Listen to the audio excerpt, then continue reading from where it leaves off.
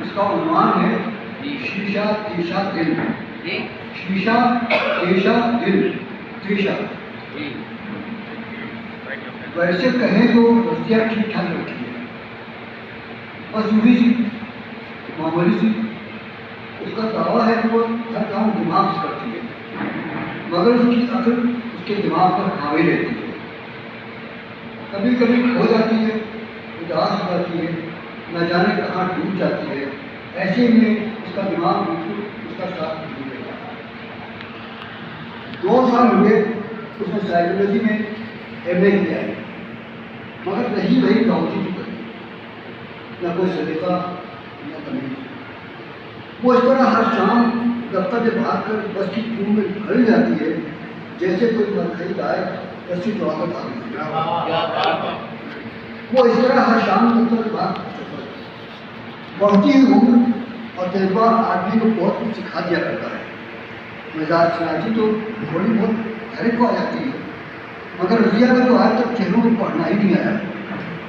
جب میں بہت فکر کروں گا 20 سال کو چیخ کر آواز دے کر بلائے گی پاس جاؤ، اس ملت اور گھبراہٹ کی وجہ پوچھو تو ایسی پوچھوں جیسے اس نے آواز نہ دی. میں غلطی سے تب کھل جاؤں اور بس روم میں میرے آگے پیچھے گھنٹوں کھڑی رہتی، بات نہ کریں. پوچھو آج جلدی چلیے، جواب دے گی کیا کام کون ہے آج کل. جب دفتر سے جلدی اٹھتی تو ابھی سیدھی گھر ہی جاتی ہوں. چہروں کو تو بالکل پڑھ ہی نہیں پاتی. ایسی ایم اے کریا گتی لڑکی وہ اکثر اچانک غائب ہو جاتی ہے. بدل کو کہیں نہیں نظر آتی. جب تک فون کروں جواب ملتا ہے کہ سیٹ پر نہیں ہے، ابھی ابھی کینٹین گئی ہے. پھر فون کرو جواب ملتا ہے شاید بات روم گئی ہے. جھڑا کر اسی پہ لگ دینا پڑتا ہے. پھر مجھے تو کوئی پتہ نہیں لگتا کہ شریر کیا کھانا. بس کی کیوں روز لگتی ہے، نکلتی ہے، ٹوٹتی ہے. دھواں شام کو کاروں بھاری موٹر گاڑیوں کی سچ لائی دھن کو پھاڑ رات کا دبل میں جاتی ہے، مگر کہیں نہیں. مجھے اس کے گھر کا پتہ معلوم ہے. ایک مرتبہ اسے چائے بلایا تھا. دفتر اس کی سیٹ میری دیکھی ہوئی ہے، مگر میں نہ اس کے گھر جاتا ہوں اور نہ دفتر. مجھے کیا پڑی کہ اس کی مدد ہو. میں اس سے پہلے نہیں ملا تھا، وہ خود ہی آ کر مجھ سے ملی تھی. شرمائی سے تھکی نظروں کے ساتھ اسے میرے آنکھوں سے اٹھا کر انگریزی نظر آنے کی عادت. میں نے حضرت معمول نظر اٹھائے بغیر ہی اس کو اندر آنے کی عادت. وہ آئی تو بس اخلاقاً میں نے اسی کو بیٹھ جانے کی. وہ مجھ سے ملنے کے لیے آنے والی اس کو پہلی لڑکی تھی. صبح سے شام تک ایک سے ایک حسین لڑکیاں مجھ سے ملایا کرتی. اس میں کوئی خاص بات نہیں. وہ کچھ لڑکی جھیلتی کوئی کرسی کے کونے پر بیٹھ گئی. آمد کا سبق یاد کرنے پر ایک لفافہ بناتے ہوئے اسے اندر مسکرائی. غزل ہے میگزین کے لیے. جی میں آیا کر جل کر کہوں یہاں یہی تو لوگ دینے آتے ہیں، کوئی نوٹ دینے ہو جاتا ہے. مگر کچھ سمجھ کر میں نے کہا میں نے لفافہ چار کر کے غزل نکالی. ایڈیٹر کے نام کے خط کے ساتھ بدل مچی. غنیمت میں نے سرسری سے میں دیکھ کر نہ رہا. پھر اس کو لفافہ رکھ کر اسی طرف آتے ہوئے کہا یہ آپ میگزین ایڈیٹر کو دے دیں. میرا تعلق تو نیوز سے ہے، کوئی خبر تو مجھے تک نہیں. میگزین ایڈیٹر کہاں ملے گی؟ اس سے پوچھا. میں نے اس کو راستہ دکھانے کے وقت چکراسی کو بلانے کے گھنٹے کا ہاتھ سرکائی تھا کہ مجھے اردو بولی. سنیے کیا ایسا نہیں ہوتا کہ آپ ہی اس کو اردو دے دیں؟ بات یہ ہے کہ میں ان کو جانتی ہوں. آپ ان کو جانتی نہیں تو کیا مجھ کو جانتی ہیں؟ میں نے تندر پوچھا. اس نے بغیر جھجکے یا شرمائے میں پرستہ کہا ہاں جی ہاں ایسی بات ہے. آپ کے روز بس کیوں نظر آتے ہیں. وہ اٹھ کر چلی گئی. میں نے اخلاقاً چائے کو بھی نہیں پوچھا. بس وہ یوں سے رکھی تھی. اس سے کوئی تاثر نہ چھوٹا. اندھیرے اجالے میں کبھی بھی اس کی چھوی مرد سامنے نہیں آئی. وہ بس یوں سے رکھی تھی. بس سوچو اس کی بدل شاعر ہو گئی. میں سمجھا بات سچ ہوں، مگر مجھے کیا معلوم تھا کہ بات یہیں سے شروع ہوگی۔ اس نے مجھے خط شکریہ کا خط تھا، گھر پر چائے کی دعوت دی، میں نے سب کچھ رسمی سے سمجھ کرتا ہے۔ وہ بس کی کیوں میں ملی اور روز ملتی رہی۔ ایک دن مجھ سے آگے تھی، اس نے میرا اور اس طرح میں اس کے گھر پہنچا۔ اس نے چائے کا خاصا انتظام کر رکھا تھا، شاید پہلے ہی سے مجھے گھر میں لانے کا رکھ دیا۔ اس نے بڑے دور طویل گفتگو کی، بغیر دریافت کے ہی اپنی تمام ہسٹری کر رہی ہے، جس میں بعض باتوں سے زیادہ تر سے مجھے کوئی دلچسپی نہ تھی۔ مثلاً کن حالات اس نے ایم اے کیا، پھر ایم اے کرتے ہوئے اکثر لیبورٹری میں انچارج کی نوکری میں کرنا منظور کر لیا۔ اسے یہ سب باتیں بغیر پوچھے بتائی، مگر باوجود اصرار کے اپنی کوئی غزل نہیں سنا۔ میں نے جب بھی غزل کے لیے اصرار کیا، اس نے ماں کی موجودگی کا عذر پیش کرتے ہوئے کہا، اماں شعر و شاعری پسند نہیں کرتی۔ وہ کہتی ہیں، یہ کیا طوائفوں کی طرح غیر مردوں کے سامنے گا رہے ہیں، ان کو لا سمجھاؤ، یہ کلچر کی بات ہے۔ مگر وہ تو وہی ڈھا کے تین بات، مگر میں نے زیادہ ایسا نہیں کیا۔ اس نے خود ہی کسی طرح اپنے دفتر کی کینٹین میں بیٹھ کر کچھ سنانے کا وعدہ کیا، اور اس کے لیے مجھے اپنے دفتر آنے کی بڑی اصرار سے دعوت دی۔ مجھے بڑی حیرت ہوئی، دفتر کی کینٹین میں جہاں ہر طرف چاؤں چاؤں چیخ پکار ہوگی، وہ کیسے غزل سنا سکے گی؟ مگر اس نے مجھے یقین دلایا کہ وہاں یہ سب کچھ نہیں ہوگا۔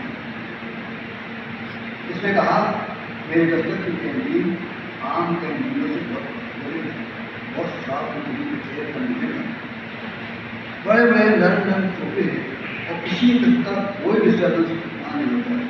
پہلے چائے کی پلیٹ میں رکھتے ہوئے بڑے سارے آہستگی سے رکھتے ہیں، چمچوں اور پیالوں کی طرح ملتی ہے۔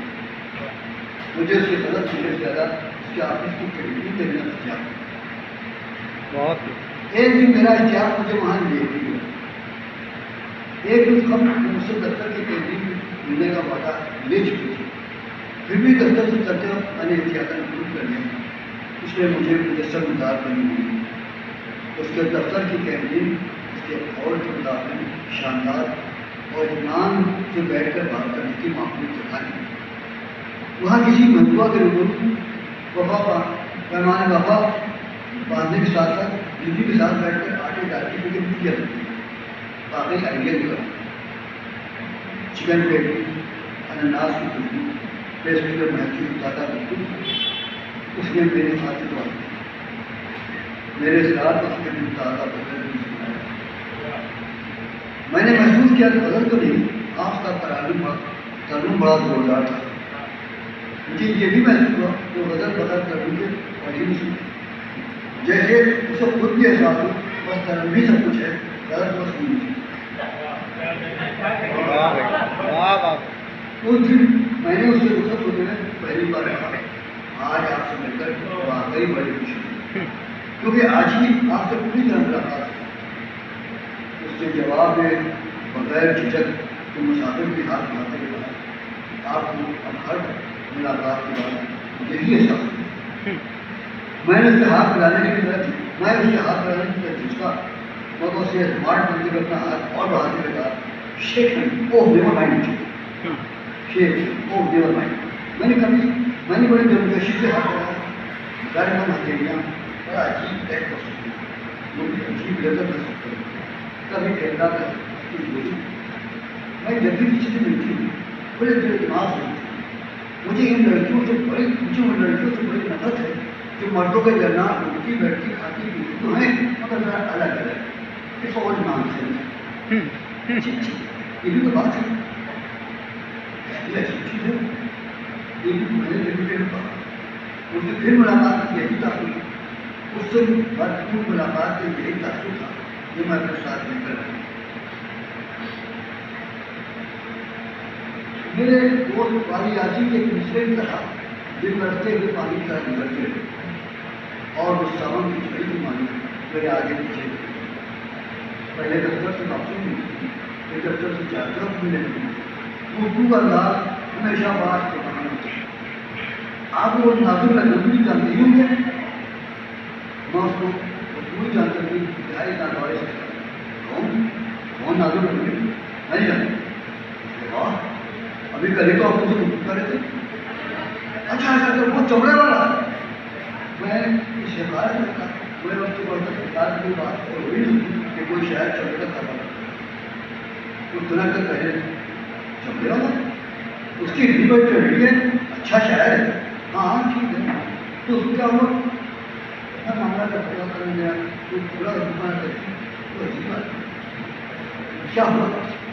کل مشاعرے سے ان کے کہنے کو بہت اصرار کرنے کو کافی ملکی کارکن کے ساتھ تو پھر میں نے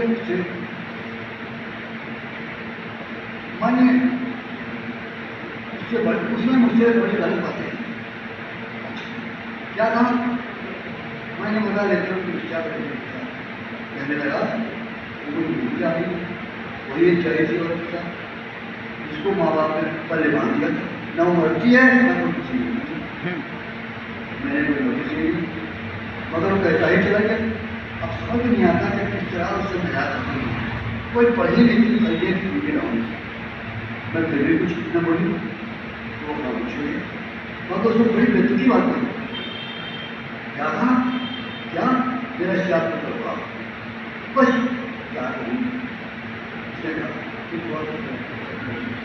مجھے لگا اس وجہ آپ شادی کیوں کریں گے. اس کی بات پر تمدن آنکھ سے لگ گئی. ہمارے سے کہا اس سے نازک میں اس کی لوگوں کا بات پسند کروں. بس وہ بول رہا ہے تمہاری کیسے ہوتی بس باہر جائیں کسی لڑکی کو کہ اس پر میں نے لاج لیا تو بھیجا والا پوچھا کیا کہا وہ سپنا گئی اور آپ اس کے بعد وہ ہونے کا بہانا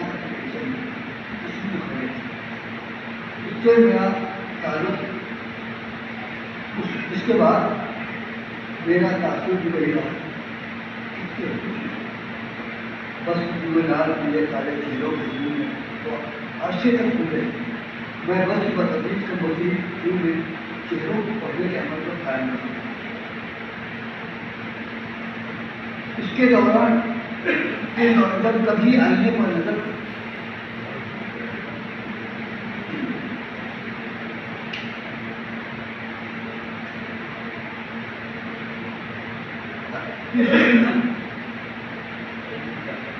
میں چہروں کو پڑھنے کے عمل پر قائم رہا.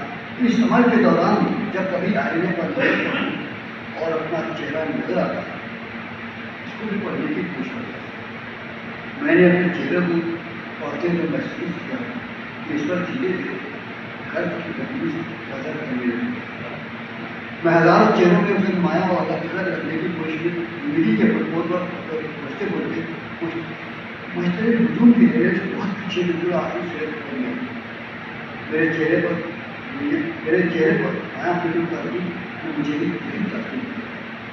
کبھی مثلاً زندگی سے رضیہ کے بارے میں ایسی ایک دن مسئلہ بڑا گمبھیر ہو گیا. ایک دن جب میں نے زمانے کی پھول کی چادر اپنے چہرے کی دہی شہری نمک کو بھی مٹتے محسوس کر رہا تھا اور آئینہ مجھے پوچھ رہا تھا بیٹھ ٹکٹی کرتے ہوئے آگے کا اشارہ کر دی. دھول کی جھونکوں کے ساتھ سینکڑوں ٹوٹے پتوں کے درمیان رضیہ میرے کمرے میں اندر آتی چلی گئی. کئی سوال گئے پر ذہن میں پیدا ہوئے یہ کیسے آ رہی میرا گھر کیسے مارتی بغیر جاتی مجھے بغیر چلانے پر لیکن اسے کسی بات کی فکر نہیں. وہ صوفے میں دھس کر آنکھیں وہ صوفے میں دھس گئی آنکھیں بند جسے اس نے کوئی بات نہ سکا. اچانک کیسے چھوڑ